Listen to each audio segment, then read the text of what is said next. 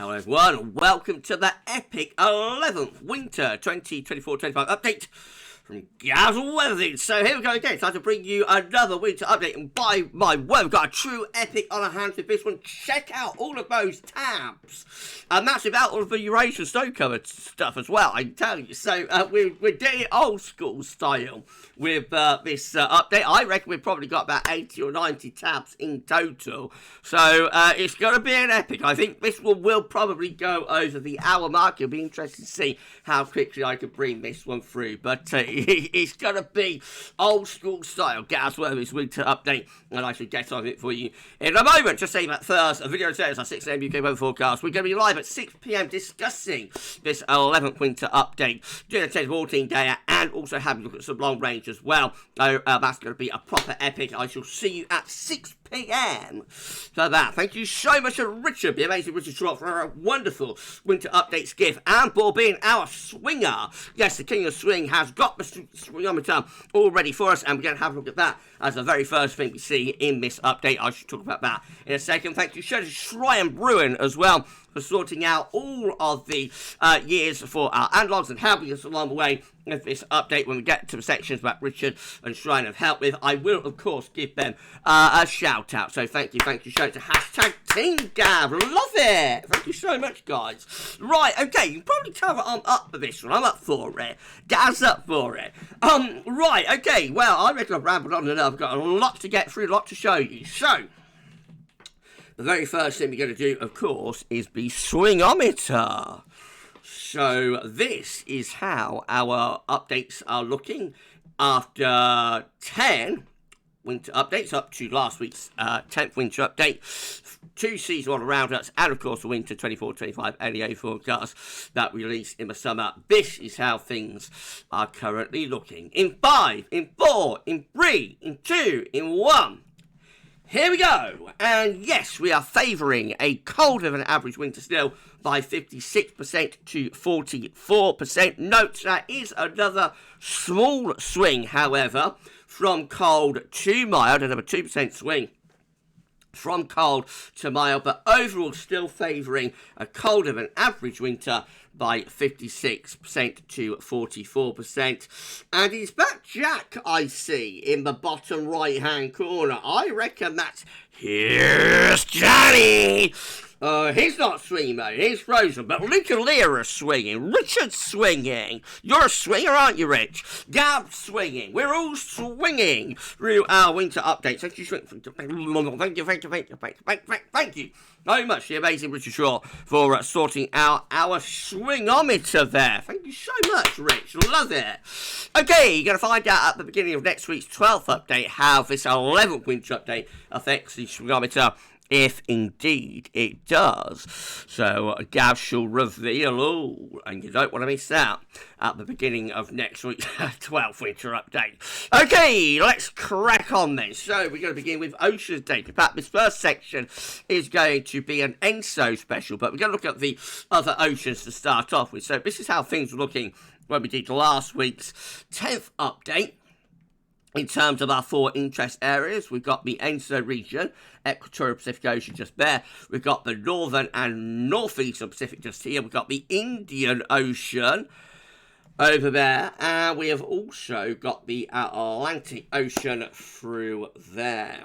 Well, that's how things were looking last week. Let's have a look at the very latest. Should we do that? Why not? Here we go. So in terms of the ENSO region, well, let's go back to last week, then forwards to this week. I don't think there's been all that much change in the ENSO region, actually. We have a very, very weak La Nina type signature. Things have warmed a little bit, perhaps in the eastern portion of the ENSO region, and are fairly stable through this central area. More about that in a second. Going further northwards into the northern Pacific, again, that was the situation last week, particularly focusing up here, of course, this situation now. So cold and average sea surface temperature anomalies remain in that northeastern Pacific. The cold PDO signature continues. What about around here? Again, let's go back to last week and then forwards to this week. So I think there has been some cooling, actually, particularly towards the coast of California there. Moving on to the Indian Ocean, let's have a quick look over there. So your eyes should be diverted to there just now. That's how the Indian Ocean looking last week. This is how it's looking this week. Not much change in the Indian Ocean. Most areas looking warmer than normal. And then finally in the Atlantic, again, this is where you should be looking now. Eyes going all over the shop. This is where your eyes should be looking now. Things you gaze upon there. That's how things were looking last week. This is the latest in the Atlantic. So, warmer than average conditions continue through the tropical Atlantic into the Caribbean and Gulf of Mexico. Also remains warmer through there, and cooler conditions have developed through here. So, if the overall pattern is kind of shaped a little bit like that, so warmer through there, and down here, cooler through there. Could that be a bit of a tripole starting to emerge? It's a possibility, but we need to see the cooler area. We need to see this area becoming quite a lot cooler. If we was to do that, then we will probably start to think a little bit about a tripole type pattern. This is a 7-day change in terms of the oceans. So this is how things have changed in the last 7 days. ENSO region, generally many areas have warmed again, especially through here and through here. A little bit of cooling still taking place through there, but still not convincing landing your signature, to be honest. As I say, more about that in a moment. Going further north into the northern Pacific, most areas around here are cooling, but just where it's warmed a little bit over the past 7 days. Much of the Indian Ocean seems to be warming. We'll have a look at IOD data, I think, next week. And then in terms of the Atlantic, it has indeed turn cooler through here. This area is continuing to warm, as is that area just there. Again, that could be a bit of a tripole type signature starting to emerge if that was to be maintained over several weeks. So we shall keep a close eye on that. Right, the rest of this first section is going to be an ENSO update. So let's just quickly get rid of that. And I tell you what, we'll get rid of that. We'll get rid of that. We'll get rid of that. And so this is what we're concentrating on now, the ENSO region, the equatorial Pacific Ocean just there. Of course, we have a very, very, very, very, very weak landing signature at the moment with these cooler than average sea surface temperature anomalies stretched down along the equatorial Pacific Ocean. And this is how things are looking at depth. This is from a CPC, NCP, and NOAA PDF. So with this, you have to think that... let's just quickly go back. Hold on. So ENSO, of course, is the cyclical warming and cooling of the equatorial Pacific Ocean between Peru in the southern part of America just there and Indonesia over here. So the equatorial Pacific Ocean warms and cools on a cyclical basis. When you have cooling, we call that a La Niña or a cold event. We have warming, we call that El Niño or a warm event. Okay, so this is the subsurface temperature anomaly from BCC and NCEP and PDF. Again, you have to think that this is like Peru just here. And we're going to have Indonesia over here. And these are the depths of the Pacific Ocean just there. This blue area, these are colder than average subsurface temperature anomalies supporting the cold event, but landing at depth through the central and eastern portion of the equatorial Pacific Ocean. Notice much of the coldest of the anomalies are actually at depth under the surface between about 50 and 150 meters. We have got a little bit that's risen up to the surface, but most of this La Niña is still being kept within the depths of the ocean and not rising up to the surface at the moment, which explains why this is a very, very weak, almost borderline La Niña. And I think the main reason that has happened is because of the atmospheric setup, and we measure that between by measuring air pressures between Tahiti and Darwin, and we call it the Southern Oscillation Index. So this is from Queensland Government. We've got the Tahiti column just here, the Darwin column, the barometric pressures just there, and the overall SOI Southern Oscillation Index is just here. Now, when we're in a La Niña, typically we will have positive SOI numbers But what we've been getting, and this is indicative, of several months now, is actually negativity alternating with positivity of the SOI in this column. So if we go down here, we can see that we have had some positive numbers, some landing type atmospheric setups between Darwin and Tahiti. For example, there on the 20th of October, we was up plus 11, 21st of October, we was up plus 13, 22nd of October, we was up plus 16, etc., etc., etc. That is atmospheric setups that are reflecting of La Nina. But check out what's happened over the past week. So we have got the 2nd of November, negative -9, 3rd of November, negative -9, 4th of November, negative -11, 5th of November, negative -4, 6th of November, negative -6, 7th of November, negative -11, 8th of November, negative -14, and 9th of November, negative -2. Those are all atmospheric setups that are reflective and indicative of an El Nino type setup. And so that explains why over the past week, despite those cold average subsurface temperatures that want to rise to the top, we haven't actually seen any further development of the cold event of the La Nina. The 30-day SOI average is dipping down again. So earlier in October, it did rise up into weekly positive territory. We're now down here, though. 30-day average, of course, bounces around quite a lot. The yellow dashed line should be a 90-day average. That doesn't bounce around quite as much, but even so, it's not convincingly in La Nina territory. So we're really struggling with this La Nina. This is how the cold and warm episodes by season chart is looking from CPC. So we come down through all of it. We've got all of the years here. That's 1950. All of the cold events, all of the La Ninas, all of the warm events, El Nino, and of course all of the ENSO neutral years and tri-monthly periods as well. Well, this is 2024 just here, and you can see that the latest tri-monthly period comes out at -0.2. That is for the tri-monthly period of August, September, October. Now, to get a La Nina designated there, and it is indeed the case around here as well, but it's quite strict criteria. So for a La Nina, we have got to be at 0.5 degrees, half a degree or more below average over 5 tri-monthly periods. We haven't even reached our first tri-monthly period yet that reaches that that level of being half a degree or more below average. We see it there for 2021, for example, for the July, August, September tri-monthly period.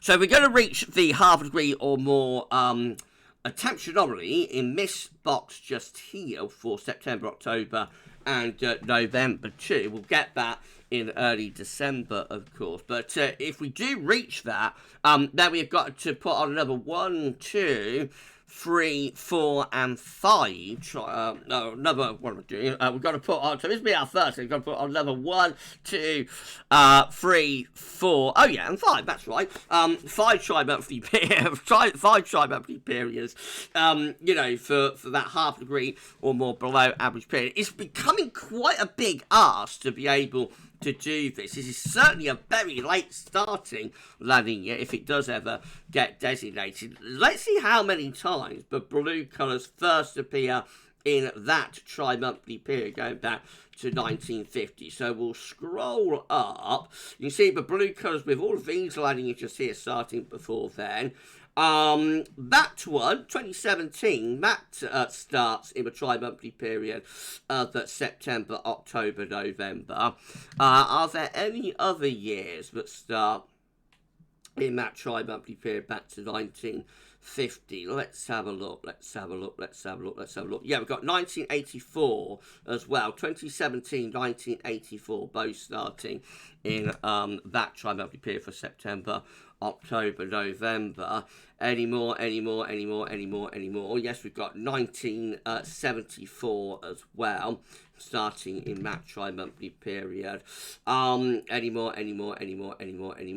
No, I don't think so. So it's happened 3 times back to 1950 that we have had a La Nina starting as late as this. If we do start it, though, there's no guarantee, but we will actually start it for that tri-monthly period, September, October, November. So clearly this is a very late starting La Nina if it does start there. And let's see if there's been any other years that start even later than that for the October, November, December column. So let's scroll up and have a look.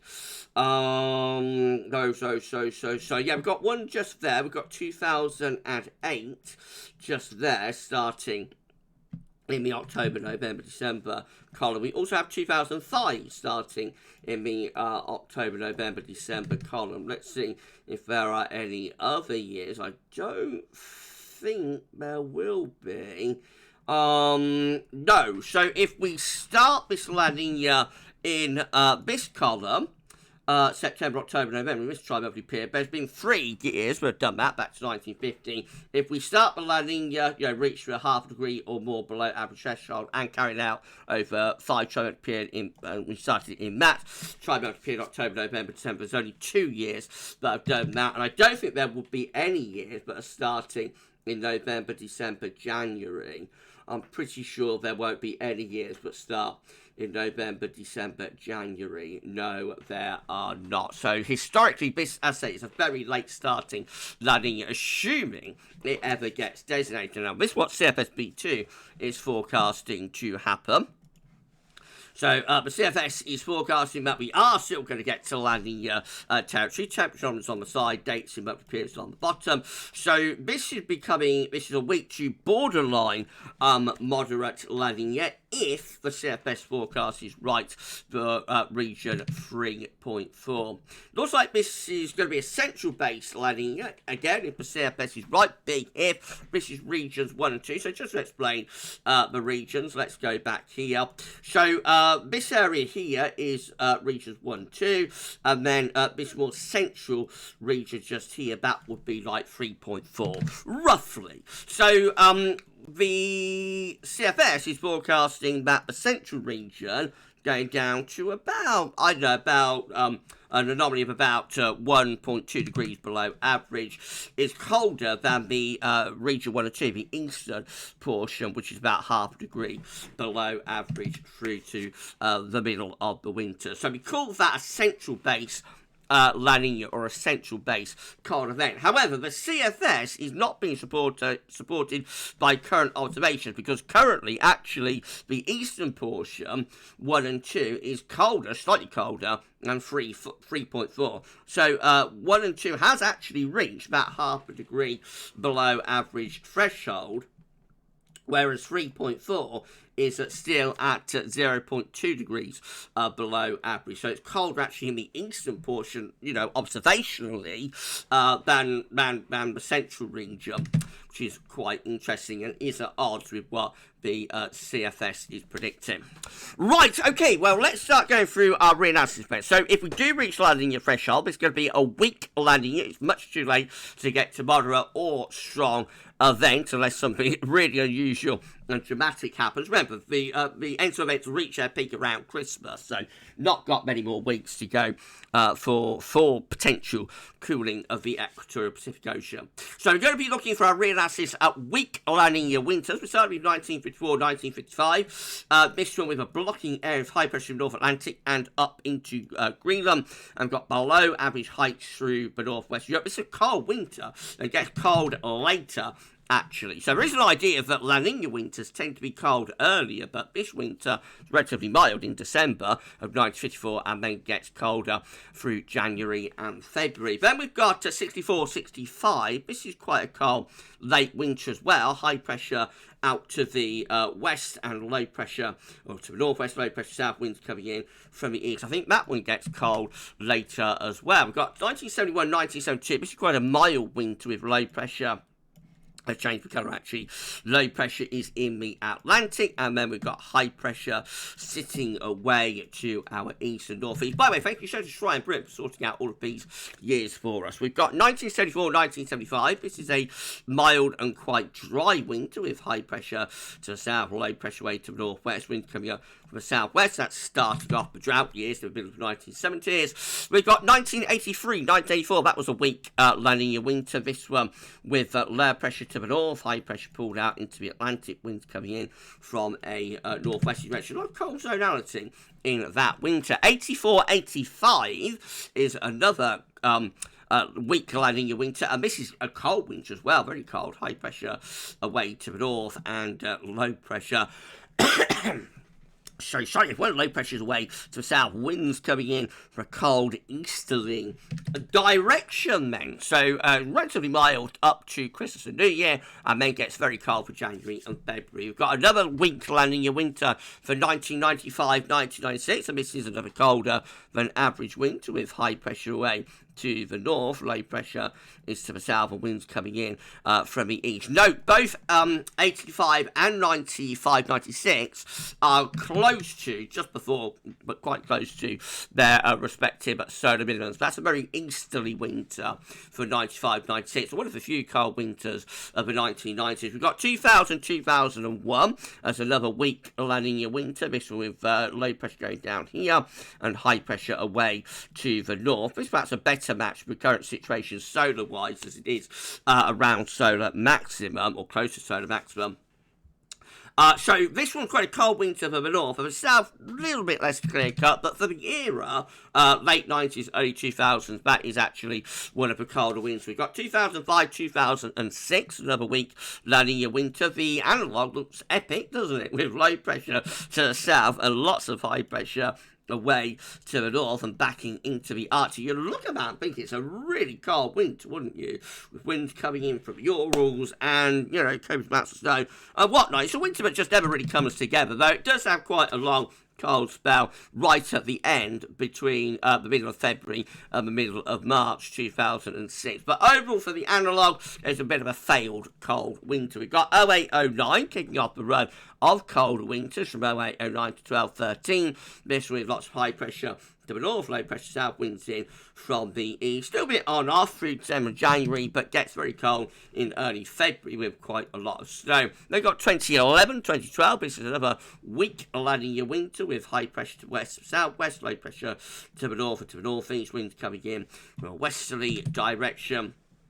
That one is coldest in the east of Europe, actually. Those of you watching in the east of Europe, hello to you. You'll remember that winter, I'm sure, brutal cold, going down through the Balkans and into the southeastern corner. We're sort of protected by that on the periphery of it because of that ridge of high pressure. Got 2017-2018, beach from the east winter, trough of low pressure through the west of Europe, blocking area of high pressure away up here. So, has some cold and snowy conditions in the middle of December 2017. January is rather on off, and then we have that big SSW sun stratospheric warming event in early February of 2018, followed by the beach from the east towards the end of the month. What a beastly easterly that was. We've got 2020-2021 with a blocking area of high pressure to the north and trough to the south, winds coming in from the northeast. Very nearly a very cold winter for all areas. In fact, it was quite a cold winter in the north. For the southern areas, it's a little bit of a teaser winter. You have some cold weather coming and going. But again, for the analogue, you would probably have expected a substantially colder winter than that. We've got 2021-2022, this one with high pressure to the south and to the west, winds coming in from a westerly direction. That's a mild winter. And then we've got 2022-2023 with a rather bizarre sort of anomaly of lots of high pressure all over the place. So that does have a few cold snaps here and there. Let's put all that together then. It's how all December's combined looking with weak La Ninas. And we tend to get low pressure through the northwest. You've got some higher pressure in the Atlantic. Could be a bit of cold snap potential with that. All January's combined, raising the heights up towards forward with a trough of low pressure west of Europe. Both January's could have some quite cold potential, though not all of them will do so. And then all February's combined, possibly best of all, actually. So totally goes against the idea of a front-loaded winter, with coldest weather in December. Actually, our analogues for weak La Nina winters looks like the coldest potentially is in the Februaries, with low pressure trajectory shifting southwards and winds potentially coming in from the east. All winters combined, where we have a weak La Nina, looks like that. Now, overall, it could be a signal for a colder winter, actually, with high pressure away to the north and low pressure tend to be to south, and winds often coming from an easterly direction. Now, one of the things that makes quite a big difference is whether it's a central or an eastern base. I explained that a moment ago. So this is how so these are the same week linear winters that I've just looked at, but it's looking at them to see whether they're central or eastern base. So this is how all Decembers combined are looking when it is a central base landing year. So this is 74, 75, 83, 84, 2000, 2001, 2008, 2009, 2011, 2012, 2020, 2021, 2021, 2022, and 2022, 2023. Note there is a couple of mixed winters where it's pretty uniform across the entire ENSO region, included in that as well. So all Decembers combined looking unsettled and not overly cold. Low pressure to the north and winds coming in from a westerly direction. All Januaries combined with central base weak landing years look like that. Low pressure over slightly to the east, high pressure out to the west. There could be a little bit of cold snap potential with those January, but not all that clear cut. And then all Februaries combined with weak central base landing year, tending to have an anticyclonic signal, high pressure right over top of Western Europe, relatively dry and mild-ish, maybe early spring type signal. And as far as all winters combined with a central base landing year, neither favours high pressure or low pressure really, so let's just put in a question mark. Now, how does that compare if we get an eastern base landing year? Let's have a look at that show. This is how all Decembers combined are looking when landing year is eastern base. Remember, we have got an eastern base landing year at the moment, though the CFS is forecasting that it will be a central base landing year. So this includes 54, 55, 64, 65, 71, 72, 84, 85, 95, 96, 2005, 2006, and 2017, 2018. All Decembers combined with higher pressure out to the west, a relatively dry and not overly cold signal. But look what happens in the Januaries. Much more clear cut for cold in the Januaries when it's an eastern base landing year compared to a central base landing year, as low pressure gets shunted away to the south and heights rise towards Scandinavia, brings the wind in.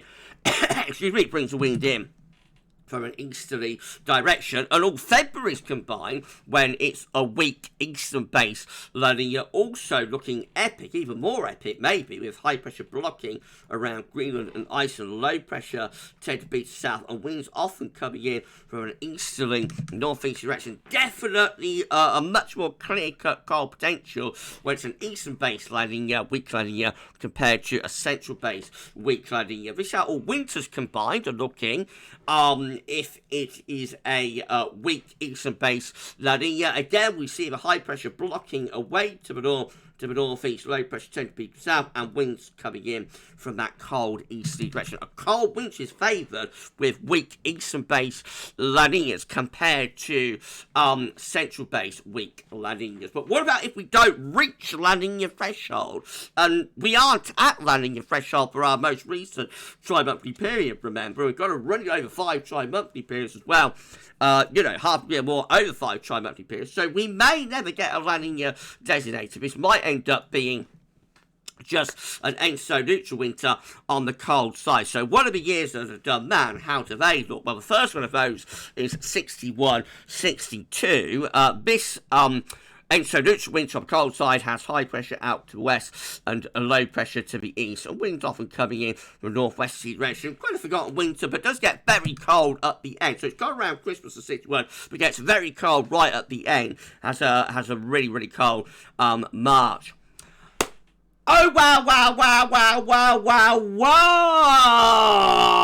it's Matani!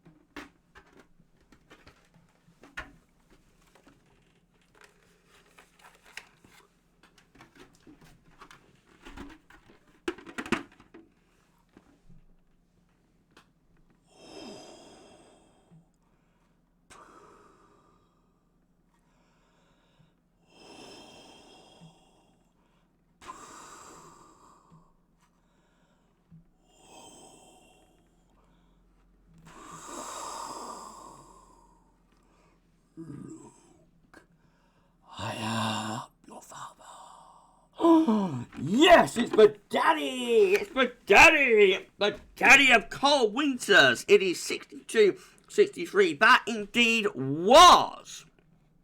I've been buffering up my helmet all day for that. I hope you appreciate it, everyone. No, that was indeed a cold ENSO neutral winter, or an ENSO neutral winter on the cold side. It's 62, 63. It's my daddy of cold winters. It's the coldest winter since 1714. And there it is. My daddy has returned for only the second time in our season of the winter updates. Low pressure going to the south, high pressure blocking away to the north, winds coming in from an easterly direction. A brutal cold winter, the coldest winter since 1740. We've seen copious amounts of snow. Snow starts falling on Boxing Day, still on the ground in March. It's unbelievable, and it is in fact an ENSO neutral winter on the cold side. Blimey! There it is, everyone. Been waiting for that. It's probably going to be the last time we see that. We'll see. Right, okay. We've got 1966, 1967. It's a relatively mild winter. We're playing low pressure into the west of Europe. We've also got 67, 68 with high pressure. Good bits, isn't it? Good. High pressure way of the Atlantic, low pressure to the east winds coming in from a northerly direction. We've got 81, 82. One or two cold snaps here, but actually it's maybe one of the milder winters within that 10-year period from the mid-70s to mid-80s. And they've got 96, 97. Starts cold and very cold around Christmas New Year, but it gets mild for February. We've got 2012, 2013. That's the last time we had a definitively cold winter with high pressure way to the north, low pressure to the south, the east winds coming in from the east. Gets extraordinarily cold in March of 2013. I'm sure you remember that. And finally, we've got 2014, 2015, which is a very wet, mild, windy, stormy winter. Lots of low pressure in from the Atlantic. Let's have a look at all December's combined when it's ENSO neutral on the cold side. So we see high pressure up towards Greenland, low pressure's away to the east winds coming in from the north. There could be some cold snap potential with those December's. All January's combined when we have ENSO neutral on the cold side, has high pressure blocking around Greenland, Iceland, low pressure through Europe. Winds will be coming in from the northeast a lot of the time with those January's. Looks pretty epic. And all February's combined, when we've got ENSO neutral on the cold side, looks like that. Low pressure south, high pressure is away to the north, and winds could be coming in from the east. Both January and February have cold potential, but I think January perhaps the most epic overall. And this is how all winters combined are looking when we've got ENSO neutral on the cold side. It looks like a signal for a cold winter. Note there will be exceptions. So for example, we've got 66, 67 in the mix, but overall it looks like a cold winter signal. High pressure blocking in the North Atlantic up to Greenland, low pressure through the west of Europe, and winds coming in from the east and from the northeast.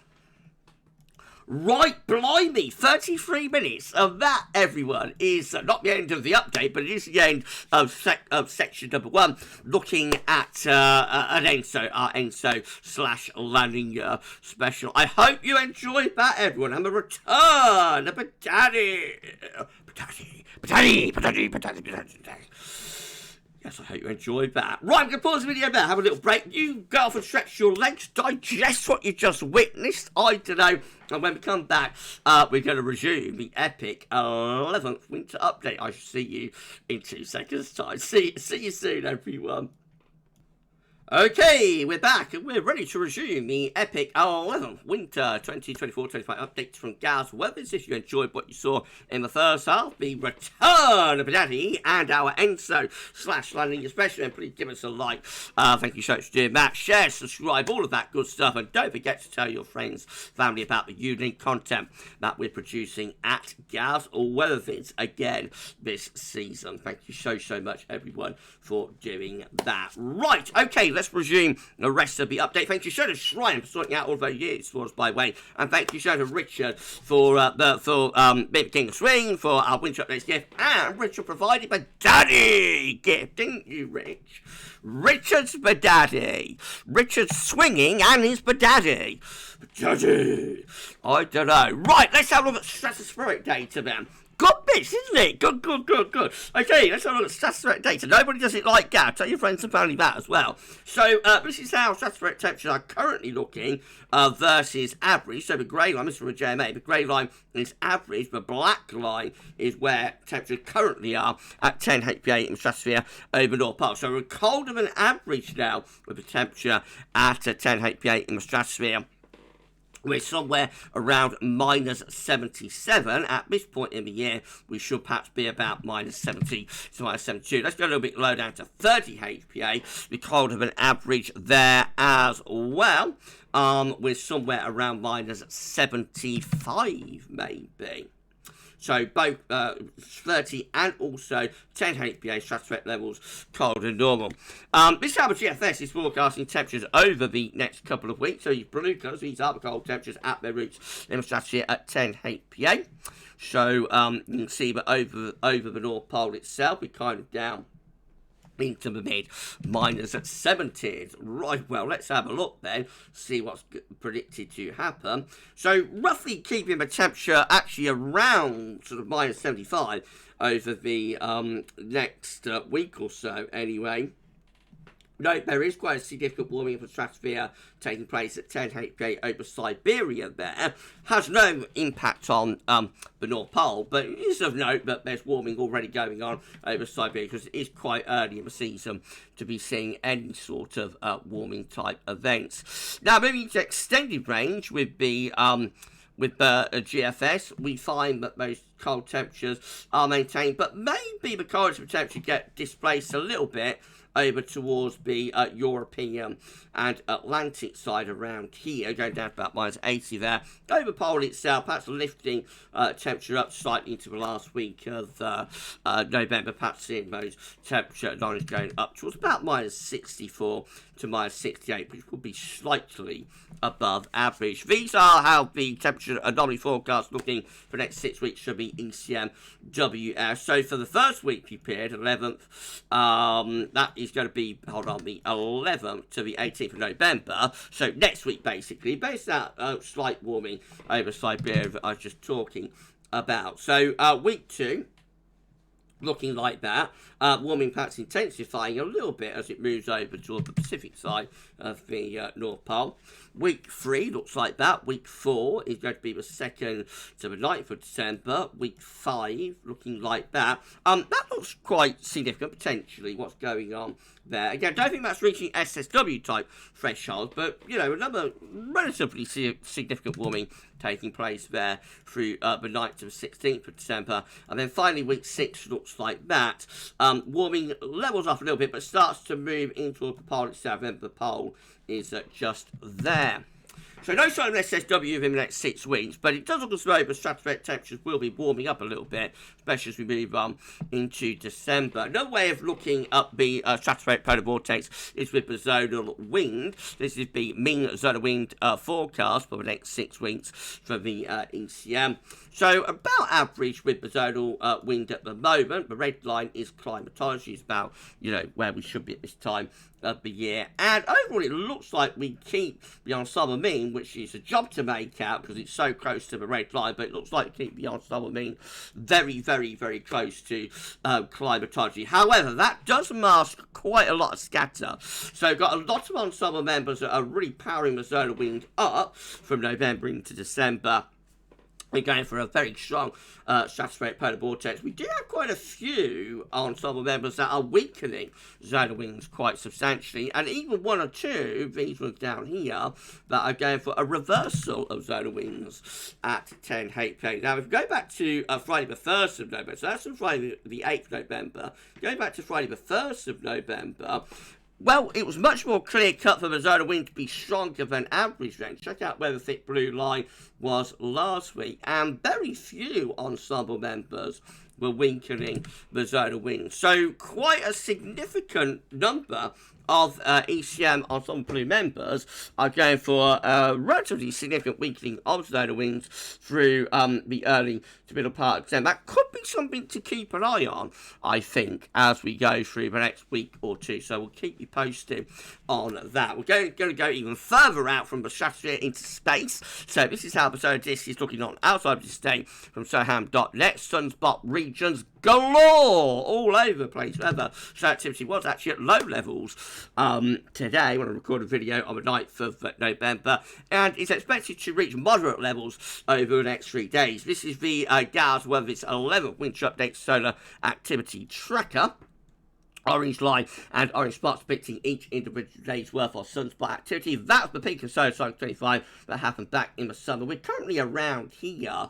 It's been updated, sent through by Keeper of the Solar Tracker, Shrine Bruin, by the way. So we're currently around there. So we have seen sunspot numbers lifting up compared to the drop-off that we had through the early part of the autumn, but we have not gone back to the very high levels of activity that we had, or the peak of activity, I suppose, that we had back in the summer. So we're somewhere between, like, the peak there and the drop-off there. We're somewhere in between with our daily sunspot numbers. This is from Richard showing spotless days and the current spotless rates, just confirming that we have not had any days this year, but haven't had sunspots. So 2024, 0 days for spotless days, as was the case with 2023 as well. 2022 had 1 day without any sunspots. 2021 had 64 days without any sunspots. 2020 had 208 days without any sunspots. And 2019 had 281 days without sunspots. That, of course,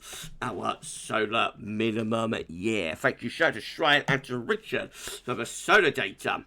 Right, Arctic observation observed and forecast looking like this. So black line shows where we've been with the AA, red lines at the end with GFS ensembles forecasting the Arctic oscillation to go. Remember, it's just an index that's measuring the atmospheric state. So the AO is positive, we've got low pressure over the Arctic pole. When the AO is negative, we've got high pressure blocking over the Arctic and over North Pole. Currently, we are positive with the Arctic oscillation, but the GFS ensembles are forecasting that the second half of November we'll see the AO Arctic oscillation going negative. That could be a signal for a return and a re-emergence of northern blocking. At the same time, the NAO observed and forecast looks like this. So we are currently positive with the NAO, but the GFS ensembles are forecasting the second half of November will see the NAO going negative. So both the indexes being predicted to go negative here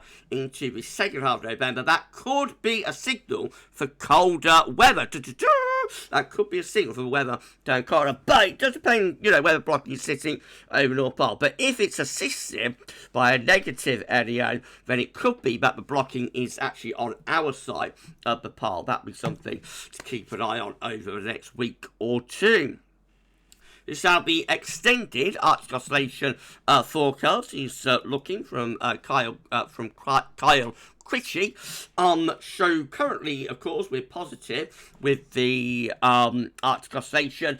The CFS, extended CFS model, forecasting that the second half of November will see the AO going negative, possibly goes positive again into the beginning of December, but then really dropping away significantly through December and indeed into January and even into February, actually. So if that's right, December starting around here, if that's right, looks like the Arctic oscillation will be in a negative phase throughout much of the winter, particularly so around late December and into January. Remember, it's experimental, this, so not to be relied upon. The NAO also looking like this, so currently positive with the NAO predicted to go negative later on in November, then back positive again through much of December before going negative once more through December and January. So the peak winter period, or like the heart of the winter, with the CFS being predicted to be really negative with the AO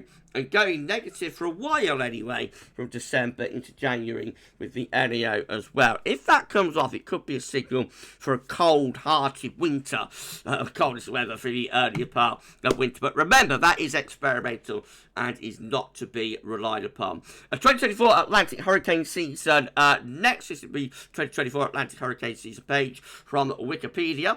These are the scores on the doors, Mr. Board. So we have had a total of 17 depressions, 17 tropical storms, 11 hurricanes, and 5 major Category 3 or above hurricanes. I think those numbers are all up one from last week. And this is how ACE is currently looking.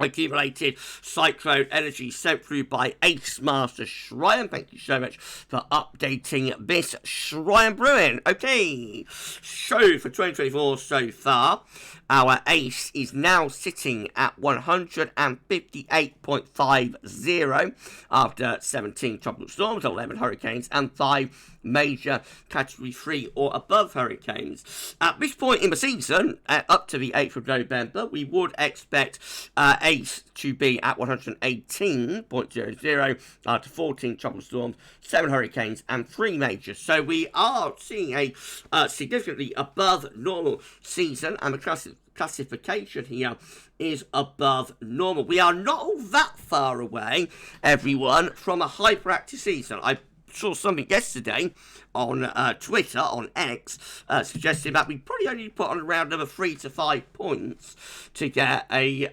officially hyperactive season. So it could be very interesting when this updates next week to see whether we have moved from above normal to hyperactive. It's possible we might have done.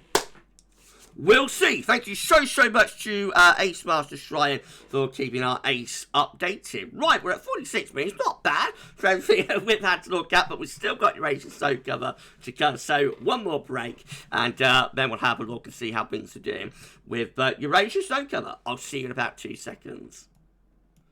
Okay, we're back, and for the final time, we are ready to resume the 11th Winter 2024-25 update from GavsWeatherVids. I hope you enjoyed what you've seen so far. Unique content from GavsWeatherVids. That ENSO first section, I think, was pretty darn good, but the rest of the update has been really good as well, hopefully. Fingers crossed. So if you have enjoyed what you've seen, like, share, subscribe, give us a thumbs up, all of that good stuff. Thank you so much, everyone, for doing that. Don't forget to tell your friends and family about the unique content that we are producing at GavsWeatherVids. You can't see this in-depth level of content anywhere else online. So I just thank you all so very much for the support. Not only for this season's winter updates, but throughout the seasons of winter updates that we've done here on the channel. Who knows how much longer we can keep these going. So I just thank you so much for all of the support that we've had over all of the years. Thank you so much, everyone, from the bottom of my heart. Right, let's have a look at Eurasian snow cover then. So this is how snow cover was looking. We did last week's 10th winter update. Note the snow line was just there, and that's how things were looking over Scandinavia as well. Let's get rid of that. And this, everyone, is the latest. Wow. So very significant gains in snow cover have taken place over the past week with the snow line pretty much into the west of Europe. We see large portions of central northern Scandinavia and Nordic regions also with snow cover, or some snow cover as well. So from last week to this week, very significant gains in snow cover have taken place. How are we comparing to previous years? Let's have a look then. So we have more snow cover across Russia this year compared to 2023, but we are lagging across Scandinavian Nordic regions. Note everyone, when I say Scandinavia, I'm talking about Nordic regions as well, so it includes like Norway, Sweden, Finland, if you keep that in mind. Right, so we're behind for Scandinavian snow cover this year, but ahead for Russian snow cover of 2023. 2022, I think we're ahead of 2022 for Russian snow cover, just probably a little bit behind for Scandinavian snow cover. 2021, we're ahead of 2021 for Russian snow cover, probably about on target Scandinavian snow cover. 2020, we're ahead of 2020 for both Russian and Scandinavian snow cover. 2019, we're ahead of 2019 for Russian snow cover, perhaps a bit bit behind for Scandinavian snow cover. 2018, we are significantly ahead of 2018 for Russian snow cover, and probably ahead for Scandinavian snow cover as well. 2017, we are ahead of 2017 for Russian snow cover, probably a little bit behind Scandinavian snow cover. We're behind 2016 in all areas. Goodness gracious, we've already got snow line into Europe at this point in 2016. And 2015, we're ahead of 2015 for both Russian and Scandinavian snow cover. We are ahead of 2014 at the moment for Russian snow cover and behind for Scandinavian snow cover.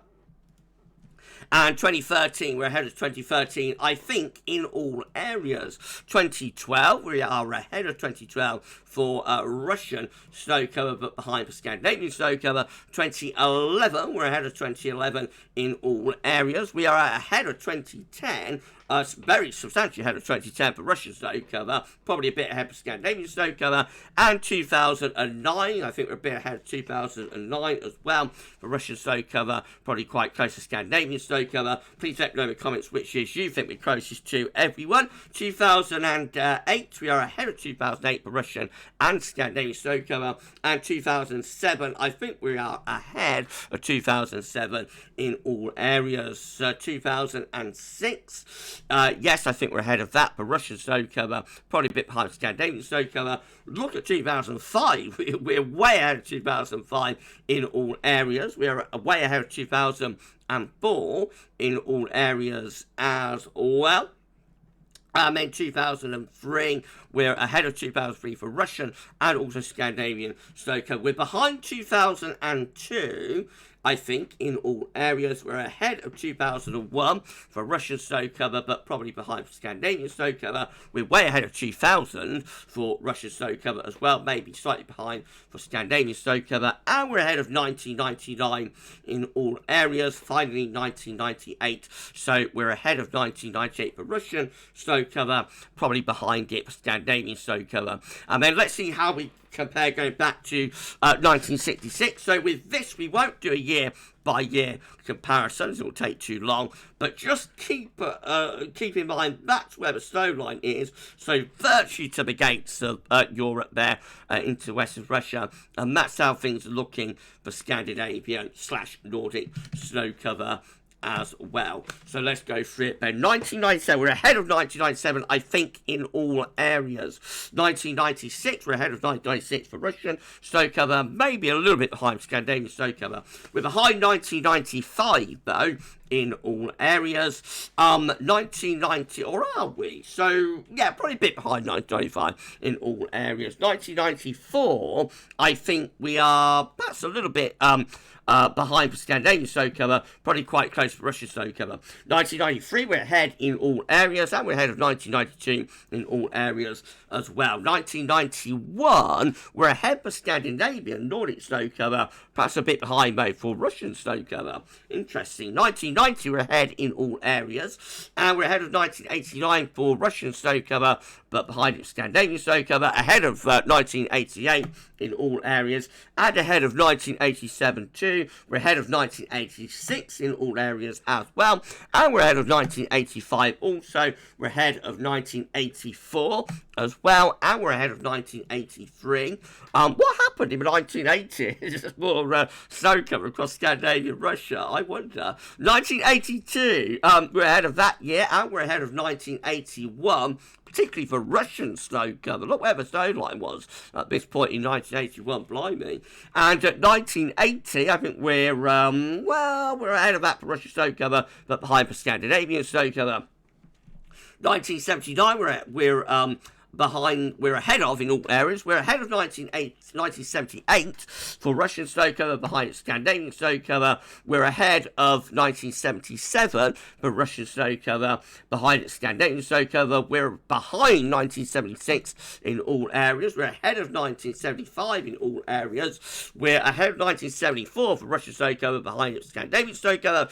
We're behind 1973 in all areas. We're behind 1972 in all areas. We are ahead of 1971 for Russian snow cover, probably a bit ahead of it for Scandinavian snow cover as well, actually. 1970, I think we're ahead of that year for Russian snow cover, probably behind it for Scandinavian Nordic snow cover. 1969, we got that this week, and we are behind 1969 in all areas. We're behind 1968 for Scandinavian snow cover, probably quite closely matched Russian snow cover. 1967, we're ahead of that year in all areas, and finally 1966, well, I reckon we're behind that year in all areas, probably, just about. Please let me know in the comments, everyone, which years you think that we are closest to for Eurasian and Scandinavian and Nordic snow cover. Blimey, we're done at nearly 55 minutes, I think it is. Let's just confirm that. Yeah, so I put in under the hour. I think that's pretty good going, considering everything that we had to get through during that first section with our ENSO special. I reckon to keep this in at 55 minutes, keep it in under the hour, is pretty good going. I'm pleased with myself for being able to do that. I reckon a few years ago, this would have stretched on for about an hour and 10 minutes, or an hour and 15 minutes, something like that. So I've got quicker, I've quickened up, haven't I?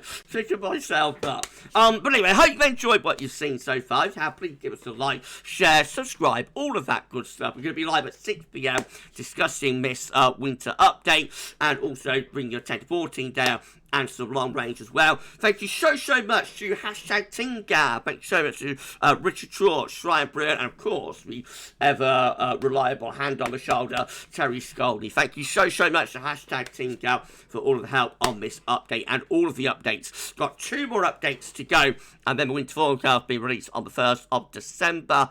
So we are very much at the business end now.